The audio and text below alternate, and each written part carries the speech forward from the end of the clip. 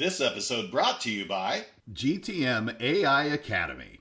Learn AI from a globally trusted resource. Coach K, Jonathan Carfort. Their bundle, Enablement AI Mastery, includes both the core Generative AI Foundations course and Enablement AI Mastery specifically.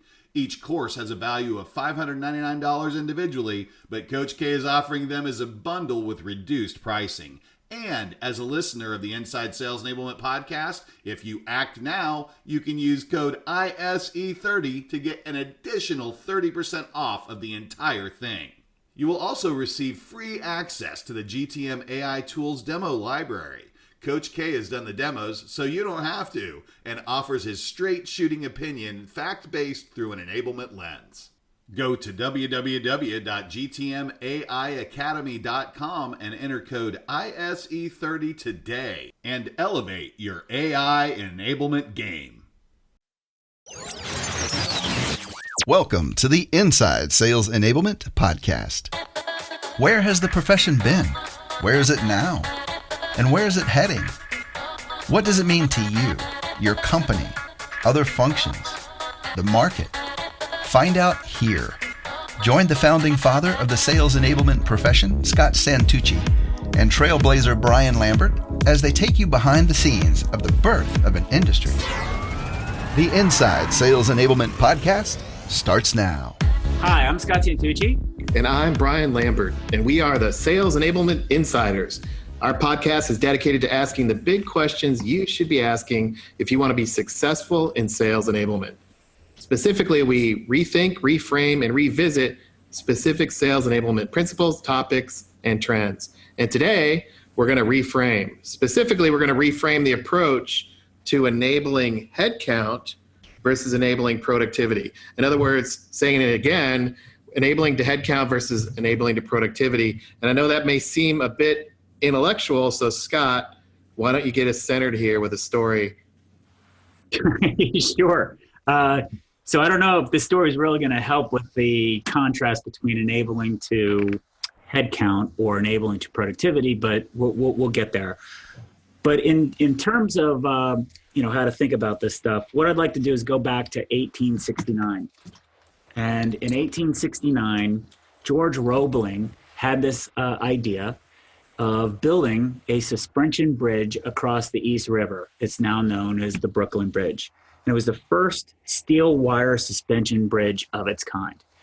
And in this day, this Gilded Age, this era of almost anything is possible, building, trains cross country, telegraph, all of these explosion of innovations in the huge explosion of innovation and value during this peak of the Industrial Revolution. Everybody was doing something new, and they went out to build this Brooklyn Bridge. Now, unfortunately, during the construction of this bridge, they ran into unforeseen problems. And specifically, when they were laying down the base at the bottom of the Hudson River, their first group of workers started to get sick. And at that point in time, they couldn't figure out what it was, so they just assumed it was the drinking habits at this point in time of the Irish. These are all true stories, so I'm not being racist. These guys were super racist at the time. So because they kept getting sick and stalling production, what did they do? They went and got another group of people, Germans. That didn't work out, so they got another batch of people, recently freed slaves. That didn't work out. They got sick too. They said, hey, the Chinese did a great job of building out the railways. Let's bring them in. They brought them in. It didn't work either. So throwing all of this effort, all of this energy, time and time again, they just couldn't figure out what happened, what was happening, what was going on. And really what they ended up doing is doing some medical analysis to figure out what's going on. I mean, we've got to get this fixed so that we can get this bridge built. There's a lot on the line. We said we're going to build the first steel suspension bridge in the world, and dadgummit, we need to figure it out. Sure enough. What's that? Dag-nabbit. That's right. So those are my 1869 words. Yeah, I like it. Transported. Exactly. So really what happened? What was going on? What was preventing all of these people perpetually to get sick? Well, it turns out what was happening is the people were being submerged to such a depth in the Hudson River that they were getting decompression sickness. What we now know as the bends, and anybody who's seen any movie with scuba diving knows about the bends. It's ubiquitous everywhere. Well, they didn't know what it was because they've never had an experience where they had to put people under under the water at that depth before to where they could run into decompression sickness. So the moral of the story here is they thought it was one problem. They threw bodies in activity over and over and over again, getting more and more people sick and many dying from this condition, when in reality, there was a much simpler approach that was safe, that wouldn't hurt anybody, and to build these decompression tanks, along the way. So that's my framing story. There you go. And so, this is interesting because in that story, like you said, throwing bodies at it, one, that's a bit obviously inhumane. So that's obviously part of the challenge, but it's also pretty expensive to constantly do that. And, you basically at some point, it sounds like in that construction process, realize that doing the same old thing over and over again that isn't changing anything. And now, okay, at some point there's a tipping point to say, maybe there's a root cause, right? So is that your point in telling that story with regard to sales enablement, Scott? What are you saying?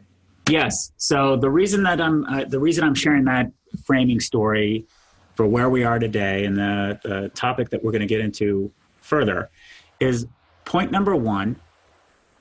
When did that story take place? It took place during an industrial revolution, when we were resetting and trying incredibly new, bold things.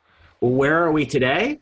We're doing the same thing. We're actually in the midst of a digital transformation. We are going through the same kind of big changes that were going on in the 1860s to 1890s, as the same changes they went through today. So that's one contrast. So staying there real quick. So I don't like that. I don't like that level of life and death change here, Scott. So what would you say to that? I want to keep doing what I've always done. You could do that, or you could look at when adjusted for inflation, every single one of the robber barons are more valuable than any of the super rich people that we know of today. Every single one of them. So the amount of explosive wealth and the explosive standard of living and the huge amount of lifting people out of poverty, all of the benefits that happened, all were results of these massive changes. And really it comes back to, you could look at it as the future is bleak, AKA the industrial revolution. That's bad. It's sort of the Frankenstein view of the world. We're all going to work in nasty factories and get dirty. Right. Or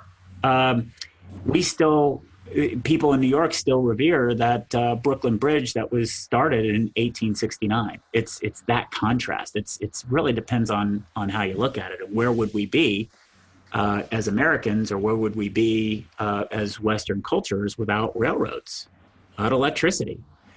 Some of the basic things that we take without gas, without combustion engines. So that's where we are today. Where would we be without the internet? Where would we be without mobile phones? Where would we be without what we're being able to do right now and record a podcast? This podcast would not be available. It's a just think of all the millions of people listening right now. Yeah, millions, right? All right. So what's your second point? So I wanted to. Yeah. So the second point is, when you go off into that brave new world, sometimes the way that you think about solving problems you're going to run into unforeseen challenges. And sometimes you need to take a step back instead of just throwing activity and bodies at it. Maybe you need to take a step back and rethink it. I like that. And that's an important analog for today. Because when you take that story and you look at sales teams, in the last 15 years, 10 years, some would even say 5 years, organizations, sales leaders, executives have been attempting to throw salespeople at their customer experience strategies or throw money at their digital strategies to look for skilled workers. I don't have the number in front of me, but I read a couple weeks ago that there are still tens of thousands of jobs left unfilled that are considered new economy jobs, in digital transformational type of jobs. So there is a gap in the ability to execute on these. And when you throw bodies at it, the symptoms are going to rear their head. And I think when you frame out the beginning of this podcast, when I said this idea of enabling to headcount versus enabling to productivity, is what you're saying here through the opening story, Scott, that we've been throwing salespeople as headcount to the strategy? Yes, there's there's a macro trend that's actually disturbing about our overall economy. And for the past 10 years, we've actually seen a decline, not an increase, a decline in worker productivity. So why is that? And then you can factor in, let's investigate the overall the workforce and all that other stuff. That's sounds like a political discussion. But when you zoom in and start asking the question, how productive are our sales forces today? Are they more productive than they were 10 years ago? And there's a lot of ways that we can answer it. What I wanted to do is really talk about one specific company for which I have lots and lots and lots of data. I think we could shed light on that instead of going macro, or instead of going back into history. We talk about one specific company. Yeah, let's do that. So we've got, as a proxy for this idea of tackling this issue, one specific organization. So maybe, we'll start with, tell us a little bit about the sales team, the organization, and then what transposed. And then I assume through this discussion that we're going to be able to provide our listeners with some action items as well. And I'll come up with 3, you come up with 3, and we'll be able to provide a path forward to tackle this same type of discussion in our own organizations. Yes. Right. So let's do that. And then, tell us, frame it out a little bit for us around this one specific organization and their sales team. Okay. So let's go through the case study. So first, what is the company? The company, I'm going to take the names out to protect the innocent, but it's a $300 million company that is moving from selling a variety of security products in hardware form to moving to providing cloud-based subscription services. So that's basically what they were. So let's do our first check. Is that indicative of a shift in the revolution, right, from industrial to knowledge work? Is that a massive shift? Well, it's a massive shift in terms of saying we're selling physical products, old economy, to new economy, digital economy, to a subscription-based, cloud-based business model. Yeah. A lot of companies are going through this shift. Some have gone through it earlier rather than later. So, everybody goes through it differently, but it's a common factor. And it's something that, of course we need to make it. But when you've sold a physical thing, and now you're moving to selling a subscription, there's a lot of changes associated with it. Yeah, not only the business strategy, but the business model and how revenue is recognized, the way teams, have to work together, the actual solutions themselves, and obviously in what we're going to get to here, how those are sold. Yes, how sellers actually behave and what they think they're selling and to whom they think they are and to whom they are actually selling to. So the situation was, the year before I was involved, the company had done some analysis, and this is analysis that pretty much every company does, and I'm oversimplifying it. It's way more detailed than that. But like most companies, in order to come up with a compensation plan, you build a low end and a high end in terms of target, and you set a threshold level of your bookings per rep target. And the reason that you do that is you do that to calculate different, obviously to define the role of a seller, but you also do it to set the compensation thresholds. And what they recognized was, in their opinion, too many of their reps were below 80% threshold. So what is 80% threshold? In this case, it's 80% of hitting quota. Okay, so far too few reps. How many were not hitting the 80% threshold is not important. What's important, but it was a lot. It was more than 60%. What's more important was how they were looking at it. So in order to improve the performance of the average rep, to get more of those reps up to the 80% threshold, which they were comfortable with, what did they do? Well, they looked at two things. Number one was the turnover, and the overall turnover of the sales force was 25%. And that checks with about industry averages or whatnot. So, it's not a problem, and they didn't investigate that. Then what they did is they did the sort of the classic, let's survey the sellers and see what they need. Let's talk to sales managers and see what they need. They came up with a whole boatload of activities that they needed to do. And they spent over $500,000 out of pocket, and then a whole bunch of other energy and resource to build that set of activities. They rolled it out in the kickoff, and what happened throughout that year? Well, throughout that year, not one single new rep hit the 80% target threshold. You might as well have not spent that money, because literally nothing changed. Nothing. So obviously, this is where I enter the story, and the conversation is, well, what more activities should we prescribe to the sellers? And my point was, all right, look, if you did all that work, there should be a relationship between activity and performance, right? So we should probably figure out why that performance didn't happen. In other words, let's not throw more bodies in the caissons. Let's actually investigate what happened. So, that takes some doing, but by framing it out this way, I was able to, persuade them to, go through with our engagement. And what we did is said, let's do a baseline. I called it a baseline analysis. And simply put, what we were going to do is we were going to we're going to examine. First, we're going to categorize sellers into tiers of performance. And by performance, what we mean is their overall total bookings, not revenue per rep, but by bookings per individual. So of course, we had some HR rules and that we had to follow to make sure it was blind and not that.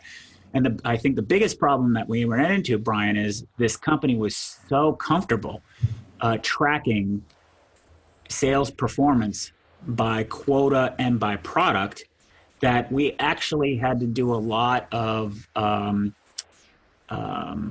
data re-engineering, we'll call it, to actually get out the contract value. And part of the difficulty through this exercise was, guys, I only care about the level of activity the seller does in order to get a contract, because the contract is ultimately what all this effort is for. And the customer chooses to put in that contract what the terms are.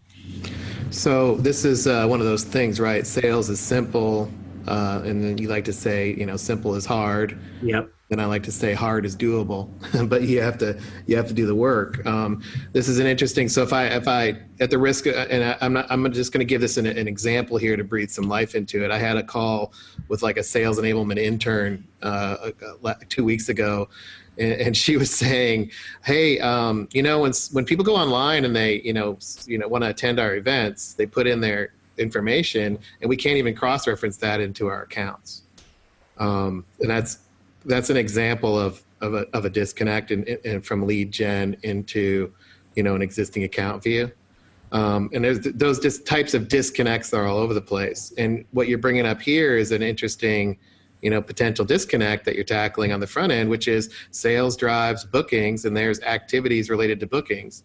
So what type of questions did you get on that, and why was that hard? Who is that hard for? Well, it was hard for the sales operations team, because the sales operations team has worked out how to report to the CFO, and the CFO was interested in product sales, because the company is interested in driving product sales, not services sales. So what, since that's all we care about, why would you look at things differently?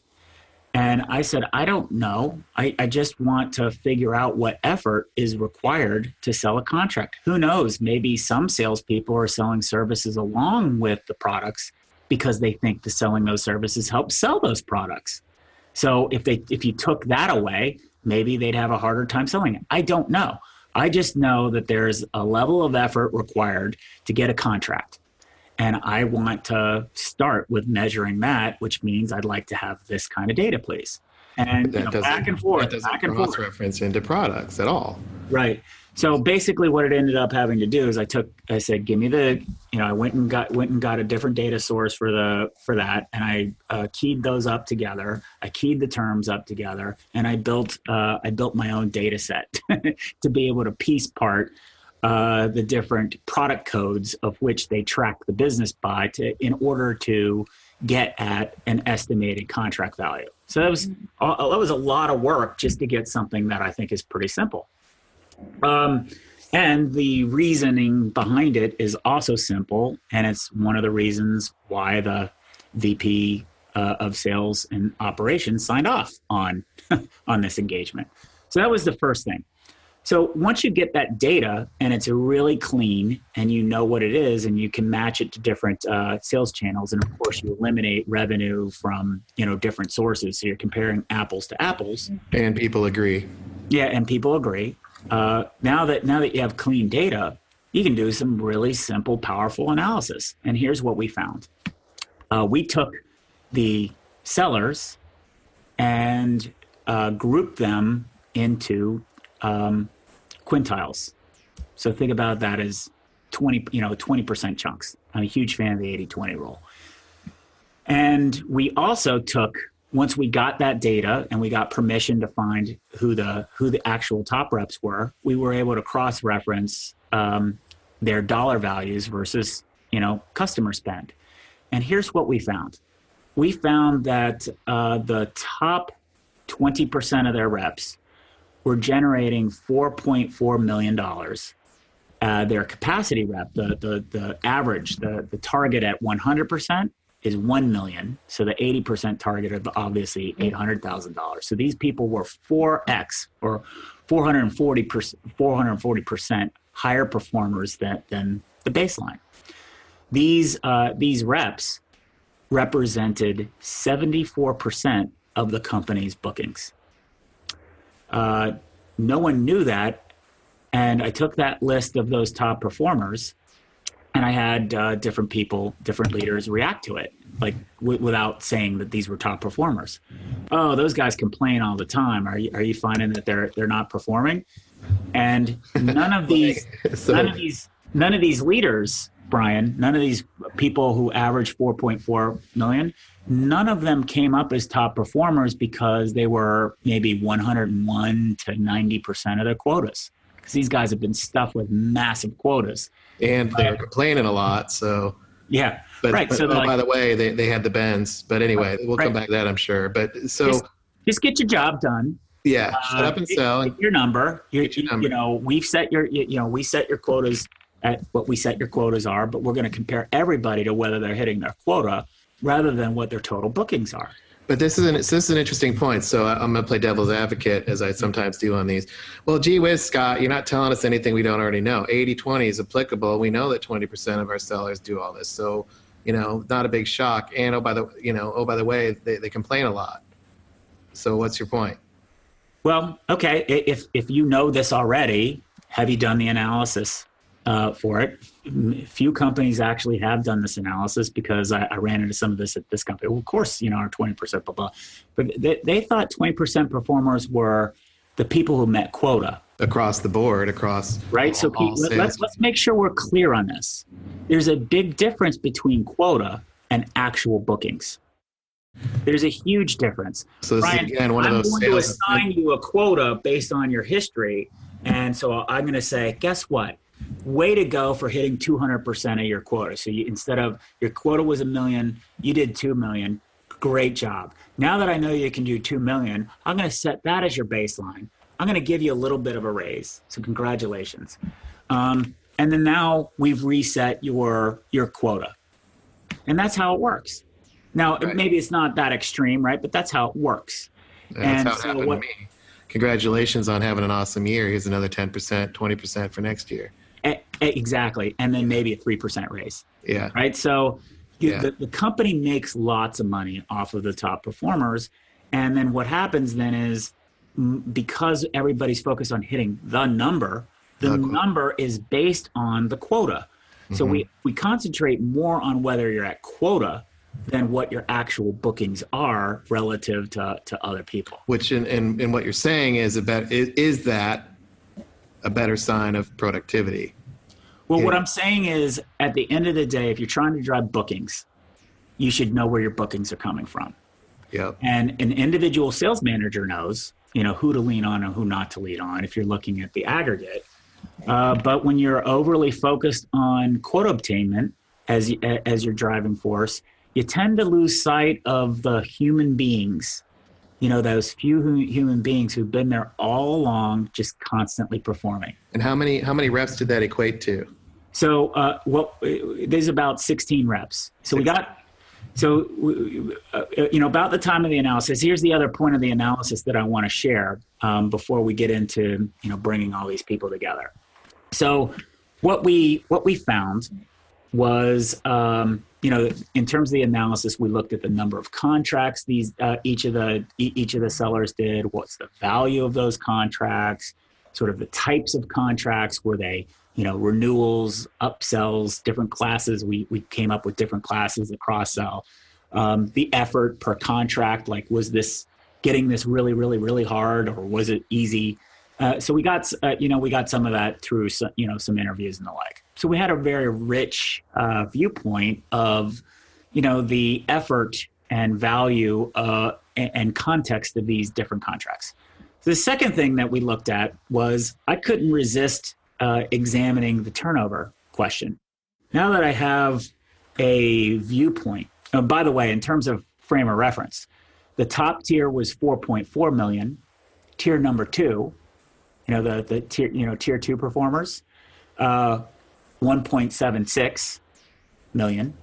Tier 3, the middle of the curve, 0.86 million per rep. Or the quartile, quintile number 4, 0.27 million.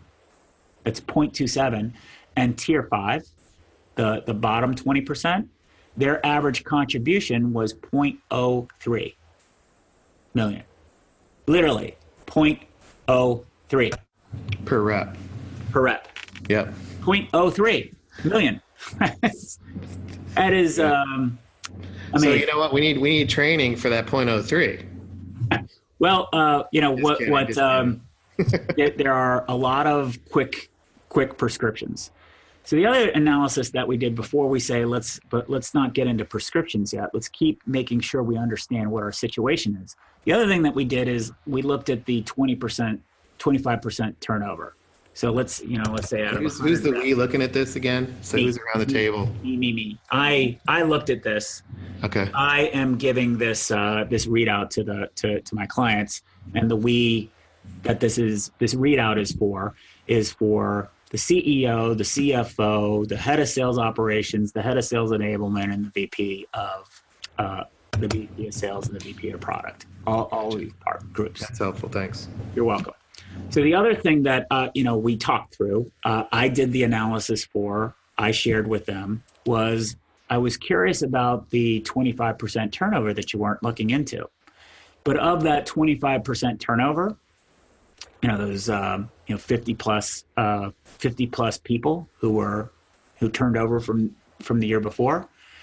Well, what was interesting is 80% of those turnover reps were either tier 1 or tier 2 performers. So if you average the tier 1 and tier 2 performer into, we called it a productive rep, in finger quotes. For every one of those you lost, you needed to replace, based on what their average new hire to perform was in that year, 10 new reps. 10 new reps. Yeah. And I think this is another one of those, well, no kidding, the consultants tell us this all the time. And to your point, but have you done the analysis for your organization? Yes. So these are universal truths. And, I've seen it in many a marketing message and webinar about the cost of losing top performers. And it's like, well, duh, but have you done the analysis? And then is everybody on the same page? Because again, it's a well, duh for very smart people here, a bunch of VPs, but they're not wanting to look at the turnover. I think that the point there is it's not about whether you understand it or not. It's whether or not that's been brought to the attention of all the decision makers.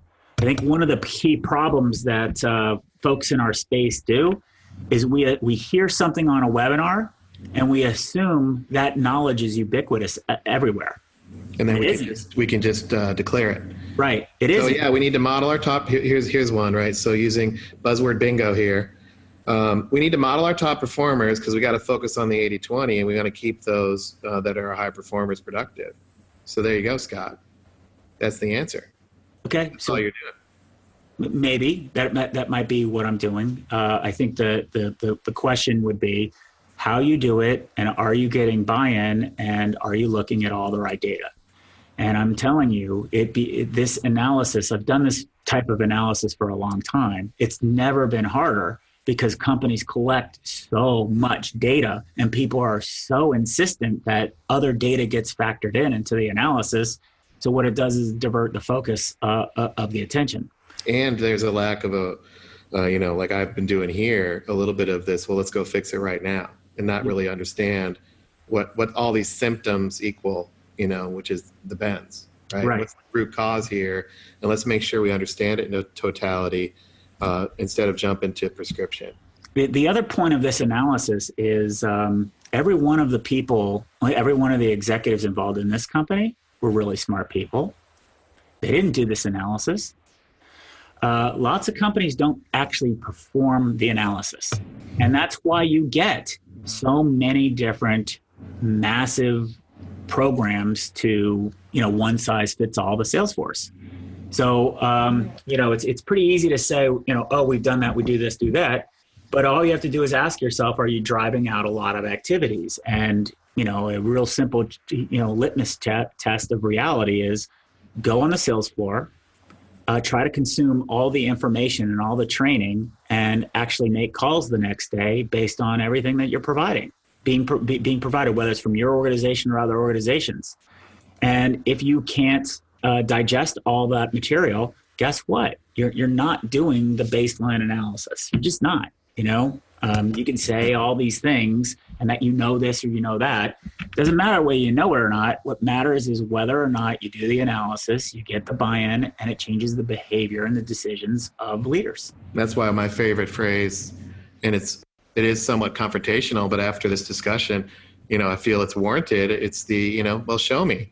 Well, yeah, this is easy, and yeah, everybody does it. Okay, well, that's cool. Show me the analysis. Well, we don't have one. Okay, well, let's do one because it's easy, right? It's the old show me question. And people don't like it at first because they want to dismiss the work because it's common knowledge. And 80-20, okay, show me the 80-20 analysis. Well, I think there are, I think where we're at is we're so stretched, and we have executives that come in with their new flavor of thing, their new prescription, that we feel obligated to drive that forward. I also think another trend is an avoidance of fundamentals. And I think in times of great stress and great complexity, the best thing that you can do is go back to fundamentals.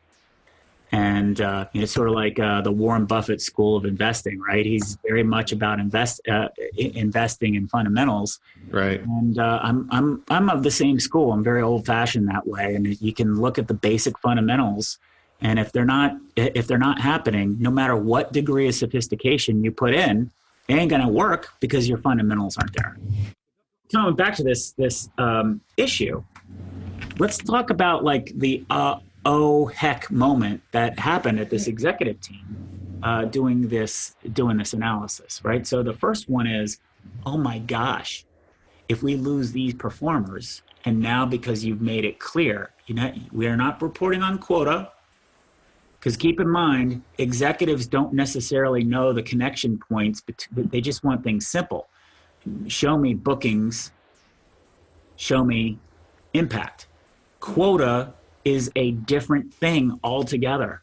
So it's this aberration that's different. I'm not saying it's not important. I'm saying to executive leaders, it adds another level of abstraction. It's like on the radar. It's one of those ghost blips. You're not quite sure what it is. Right. Yeah. So when you just strip all that away and say, where's our money coming from? And doing that kind of accounting to recognize that you're taking an average of the 4.1 million and the 1.76 contributors, averaging it together, and that's where 80% of your attrition's happening. You got to do something about it. Yeah, because I'm thinking, okay, if we don't know this, I'm going to put myself in that organization and try to have some, try to think about this and what the downstream impact of not knowing this is. If I'm a high performer in that top quintile, I'm going to say things like, because you said they were complaining, I'm probably going to say stuff like, this is getting harder. I don't understand why I got to go to this training. This isn't for me. By the way, I've been asking for this other stuff that nobody's given me. I'm having to build stuff. These quote unquote complaints. Yep. So that's probably what's going to happen. And then also the flip side of that is, and you and I have talked a lot about this, you end up with a lowest common denominator approach, one size fits all, that, believe you're going to move the middle of the bell-shaped curve up. Yeah. That's quite a gap. Yes. And this middle of the curve, we've heard a lot of that talk around sales coaching. We'll discuss sales coaching later. I'm talking about simply the decisions that are made, in the benefit of the overall sales force. So we took this sample and we took the top 20%, actually less than the top 20%, but we found 16 reps out of the pool of the top 1%, just 16. And those 16 reps represented 70%. Is so that you can do the math here about how much they generated a lion's share of this company's bookings. And first of all, no one in management recognized these people as top performers. That's number one. Number two is I'd interviewed a few, and I knew in my sample set, many were actively looking. And the company's sales kickoff meeting was coming up, and I made a case, why don't we take this group of top performers and create our own separate track for them at the sales kickoff meeting. And let's call it our Top Gun, program, just like the movie. And we'll make it exclusive. Only these people are invited, and they just won't participate in all the general sessions. And that was really hard. That was a really hard sell to the CEO. But they need to know all these things. And I said, why do they need to know all these things? These guys are performing better than what you expect.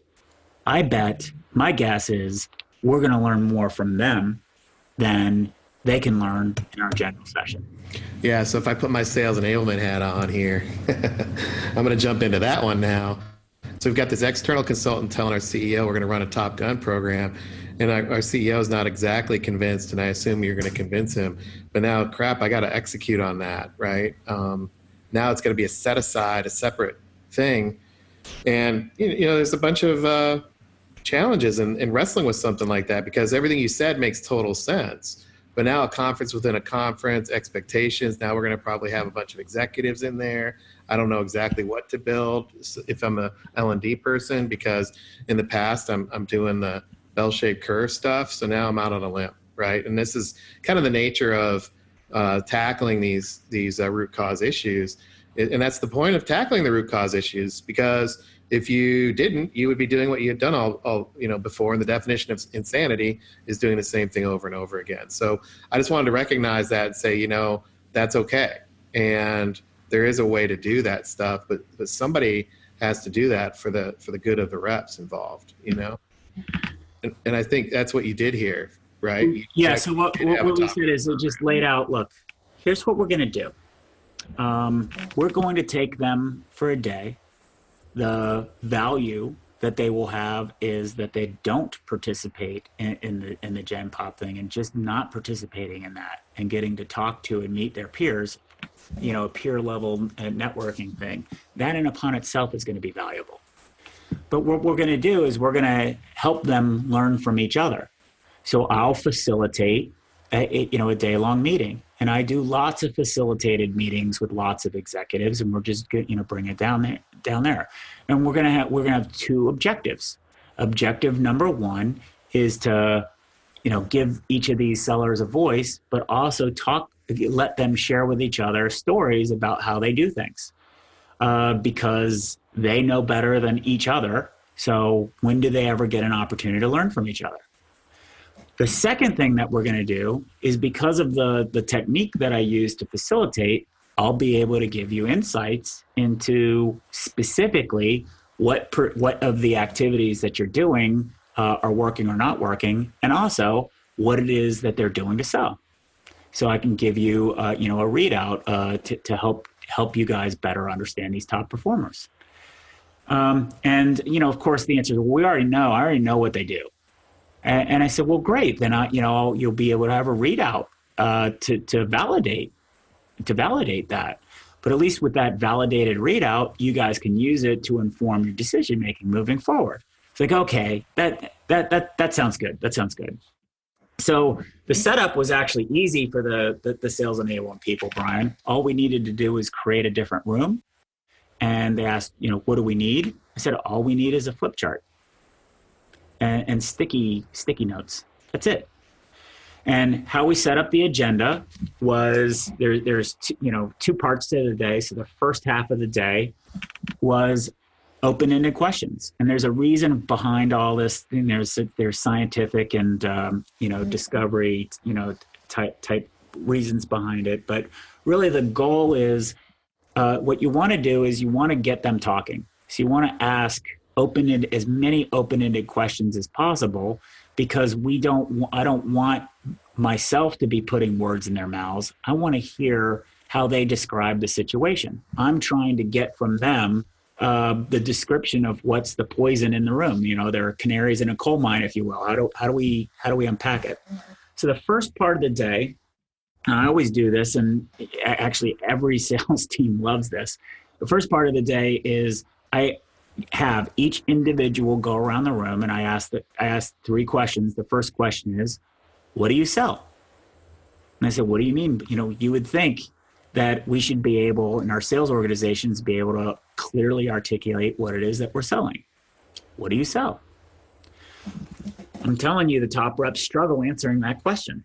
And they either think out loud or say, well, you know what I mean. And of course, the other reps go, yeah, we know what you mean. But it really comes down to either they're selling themselves, AKA as a problem solver, or they're solving problems. Right. But all of it is in service of a customer. Right. That's why there's not to steal your thunder, but that's why, because I've run that's the same questions, and I ask, what do you sell? And there's those that are the product pushers that sell the product, and they rattle off the features and functions and talk, about the product and the history of the company, et cetera. Those folks are not in the room here. Correct. So the next question. The first one is, what do you sell? Who do you sell to? And then, of course, everybody wants more context. People are very uncomfortable with having the wrong answer. It's like, this isn't about having the right or wrong answer. I want to know from you what you think. And basically, in this case, the answer was, well, I sell to anybody and everybody. I said, well, help me understand that more. I can't go to your CEO and say they're selling to everybody, right? You're not selling to the entire phone book. Who are you selling to? And basically what they articulated is, because of the business problem that these guys were concentrating on focusing on, which, by the way, wasn't in any of the messaging, It was in some of the product messaging, sort of buried in their in the description of their grid strategy. These sellers were selling sort of the business version of that, but nowhere in between did I have any connection to this. So luckily I'd done my homework. So they were selling this this concept of a more holistic view of solving security problems. And unfortunately, there is no one owner of that. So what they have to do is they have to bring security people and they have to bring networking people together to help them see that they're both at risk by both of them blaming the other group rather than saying, hey, we have a gap. And then they have to go and find an executive sponsor who's willing to tackle it, because in each function, they're not willing to tackle it. That's not my problem. That's not our remit. That's the other group's problem. And back and forth, back and forth, back and forth. So what these folks need to do when they say sell to everybody, they're talking about gaining buy-in, creating consensus, getting people to agree, reducing the friction, bringing some thoughts on, hey, there are approaches on how to address it, that kind of stuff. That's more what they're doing. And they have no common vocabulary to describe what it is they're doing. So each of them described it in an experiential way. And every single rep said what they used different words to describe what they're doing, but every single rep understood what they were doing because they were referencing real live fire experiences that they were running into. So the point being there, of course the company had personas and everything like that. They just weren't good enough. They weren't detailed enough and specific enough. They had to navigate a whole bunch of different stakeholders. So this is point number 2.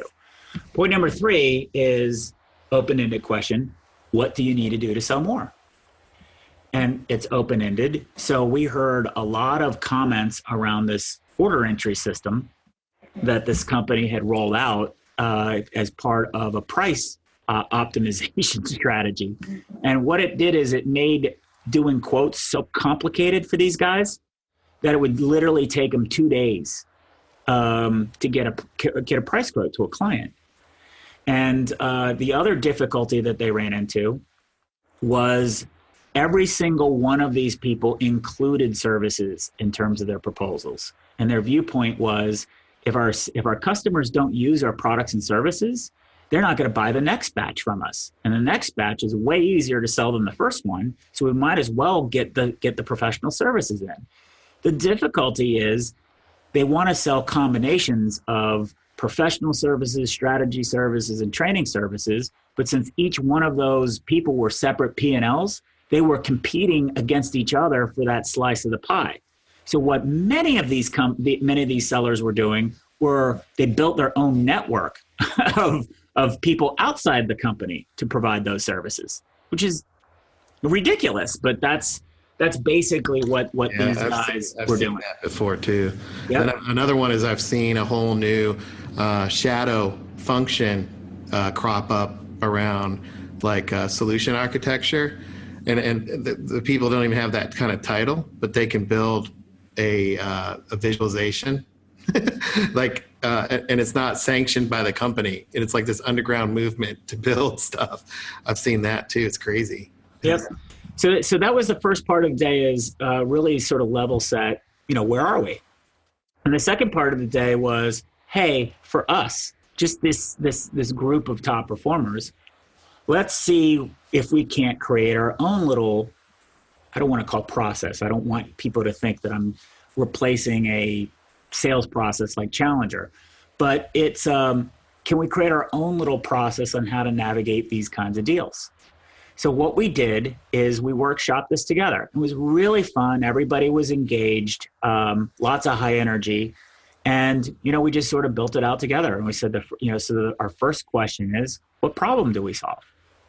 And we used a variety of different tools that, brought to bear to, define the problem. By the way, the problem that they came up with was very different than the messaging that was coming from marketing. Because these guys are focused on neither the networking people nor the security people. They're focused on this problem that companies don't even see. So that was what they're doing. And in order to sell that problem, they realize in order for us to be successful, we have to salt our clients a little bit and help them imagine what's possible first Some before seasoning getting on there, put it on there, let it marinate a little bit. Is that what you mean? Exactly. Yep. Yeah. like some pre-selling ideas before you go hit them with what their real problem is. There's a whole book by Cialdini called Persuasion. Yes. It is a thing. These are the things that they're doing. Yeah. Then the next thing is, okay, so what problem do you solve? Then the next question is, who gets fired if that problem doesn't get solved? So what we wanted to do is tease out who the wallet owner is, who our target was, and then we mapped out sort of like if you sort of imagine The Wire, if you watched The Wire on HBO. It's sort of plotting out sort of the crime syndicate family. And we're trying to use terms like that so people are fun and engaged in being creative. And guess what? We plotted out that there are many, many, many stakeholders. I think we came up with 15 minimum stakeholders that they needed to get buy-in from. Well, Scott, that matches the research too that says there's 14.2 people that are involved in a buying decision. But have you done the analysis and have you done the work? And, can you have a conversation with those people?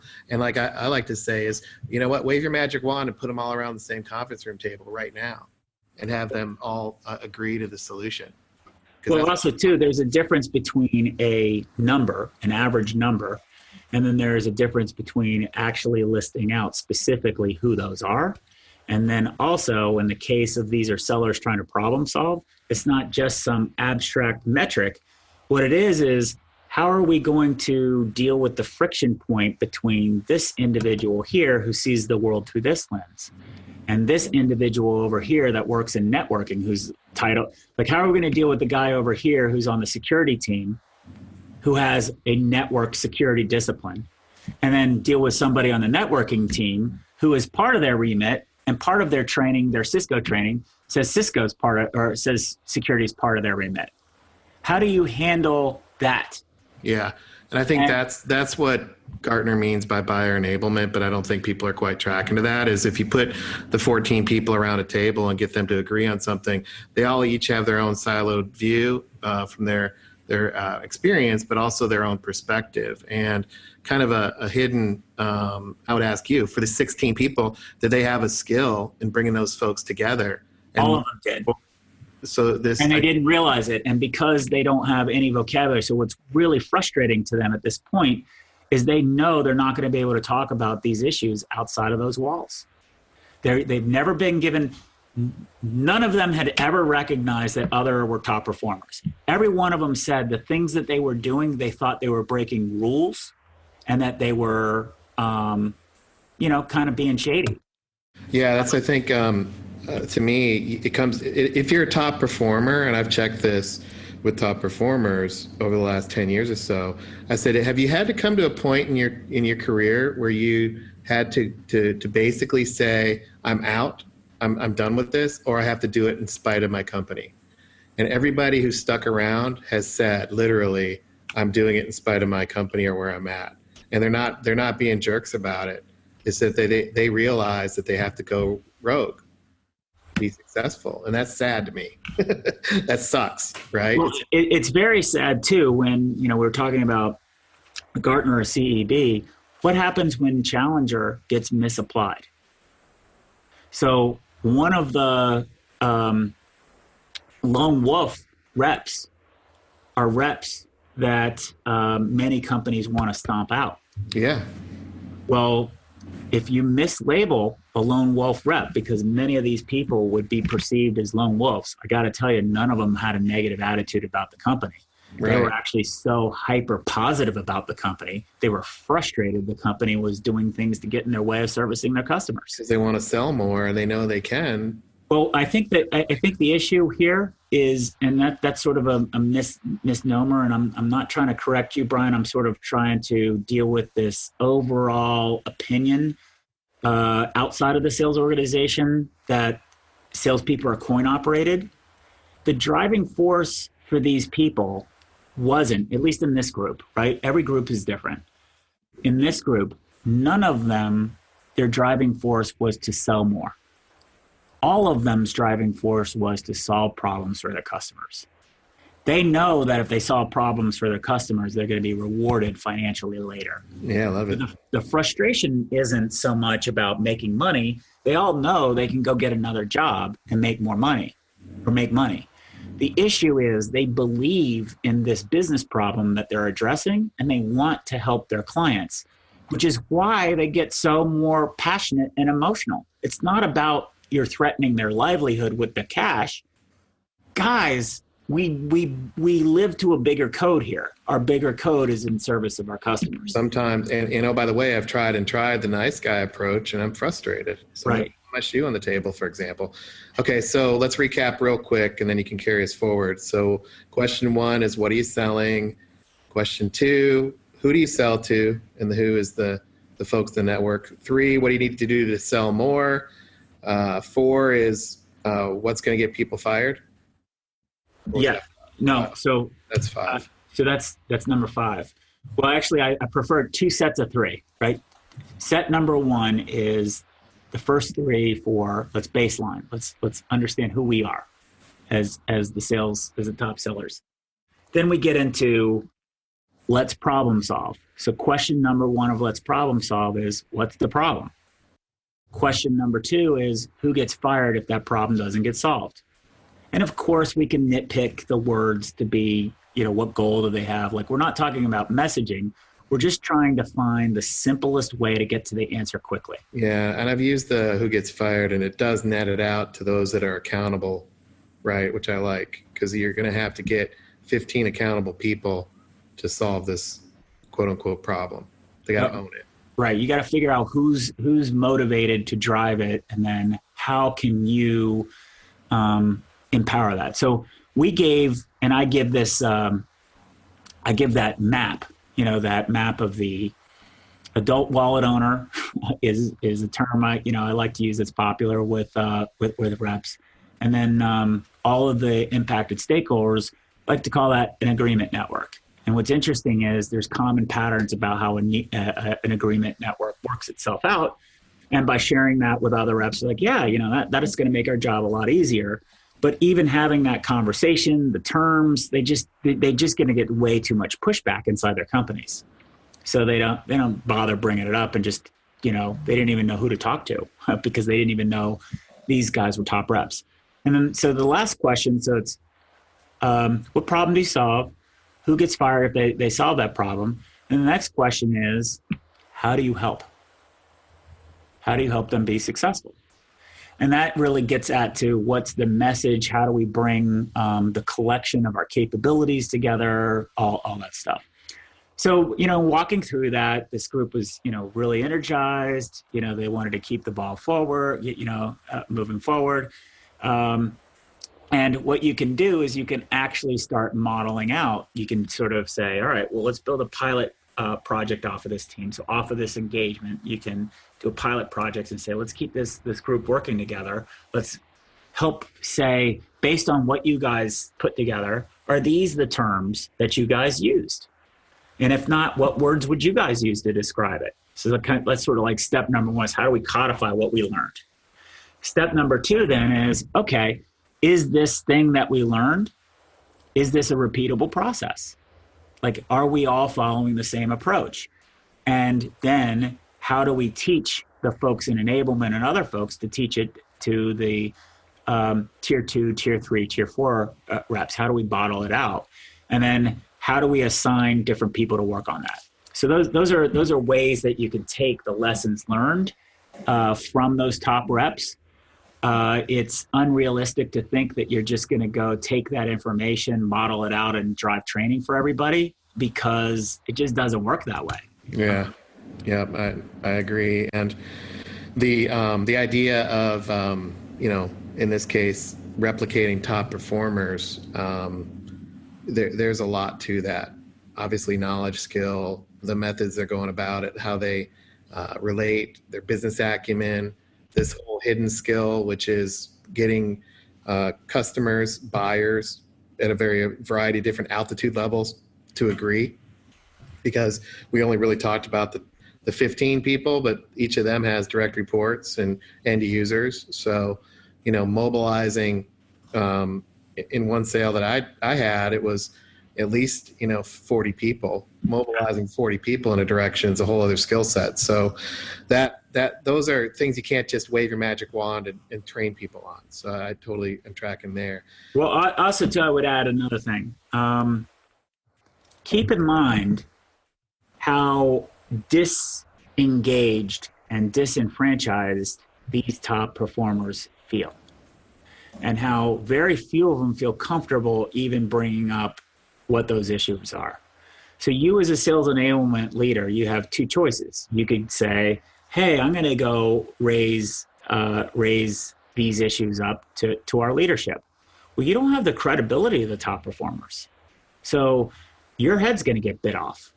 And do you really want to handle that? Or do you want to hire somebody externally to go do that for you? It's very wise to hire an expert outsider to handle that friction for you.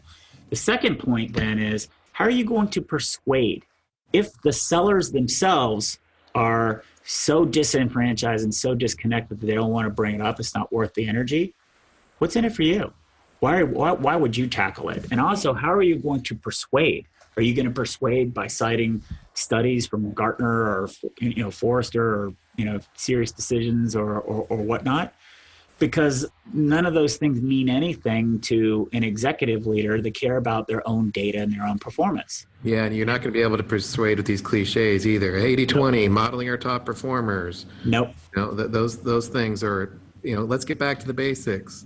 You have to have hard data that's backed by a simple explanation, and then you've got to be able to weather the storm, and you've got to recognize that when you're getting heat and aggressive pushback, actually what's happening is those leaders are going through a exercise in their head to buy into what your analysis is. Yeah. And if you give in and flinch, that the first thing is it's never really good to be a internal person bringing these things up and not having the answers. The second thing is, it's always great to let an outsider take arrows for you.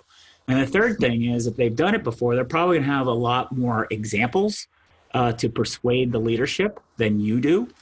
And what you want to be in the position of is doing is getting the permission to get the pilot going, or and then get permission to drive it forward. Don't try to be the person with the answer, because every single person at that table has massive amounts of data that you're probably not thinking of, and will set you up to get eviscerated. And you just don't want to do that. It's not fun. I've been there. Not only is it not fun, it's counterproductive to what you want to accomplish in the first place. Yeah.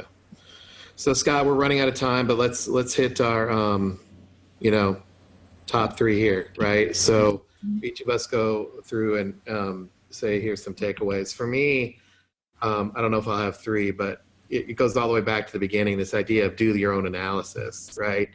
I think that's critical. I've woven that throughout here. These cliches don't necessarily translate into today's activities too well. And there's just too many assumptions that people make. And, I would say, try the show me, let's do it and let's look at it together. And then, two, a takeaway is this idea of building the network internally. We're talking about it with top performers and how they have to connect the dots, using air quotes, in their customer base. But somebody's got to do that inside your own organization to help these top performers out. So while the session illuminated the challenge, now the dot connecting has to happen. And you need to find folks that are able to tackle that and build it out over time without jumping to the answer. Because this is a root cause challenge, not a symptom that's trying to be tackled. Right. So what do you have, Scott, for some takeaways? Well, I would say, I think this is my takeaways would be, depending on which camp you're in. Like if you're in the camp that says, nothing I heard here is new, then my feedback to you, my takeaway for that is just because it's not new for you doesn't mean it's not new for your CFO or your CEO or even your head of sales. And it's not so much whether it's new, it's connecting the dots and helping them see its impact to their business. I want to provide one story here that was really illuminating. I had a conversation with a CEO of a $400 or $500 million company. And he was asking me, what's wrong with his sales performance? The board of directors is on him to, better manage the sales organization. And he actually pulled out this book on being a frontline sales manager that I was reading. And I said, let's call him George, right? George or Pete, it doesn't really matter. John, why are you training yourself to be the subordinate of the person who works for you? Why don't you just ask what you want? And sales is very, very simple. At the end of the day, if you don't know who your target audience is, you're going to direct your sellers on the wrong people. So ask questions about who are you selling it to. The second thing is, if you don't get access to those people, nothing matters. So ask questions. Are you getting at-bats with the adult wallet owners? Question number 3 is, how successful are those meetings? Demand insight into how successful those meetings are and ask what you could do to help make those meetings better. Question number 3 is, do you have a shared vision of success? The ideas that your company has are all in your company's vocabulary and your words and about your products. Do your customers speak like that? Do they have the tools to turn your ideas into a project plan? What are you guys doing to help them do that in order to just enable them to buy from you? And the last one is, how effective are your business cases? And that CEO took 8 pages of notes and said, no one's made sales more clear to me. All of the sellers that I and my team are giving me tons of jargon. I don't understand what they're talking about. So the reason I share that with you is, if you think you know these things, that's great. Please ask yourself, what if my CEO doesn't know these things? How am I going to help them see, and how am I going to communicate them? The second feedback item is, if you're not doing these things, find a way to work on messaging on getting permission to do it, because you're going to get a lot of pushback from the people with the data to say that this kind of analysis isn't important.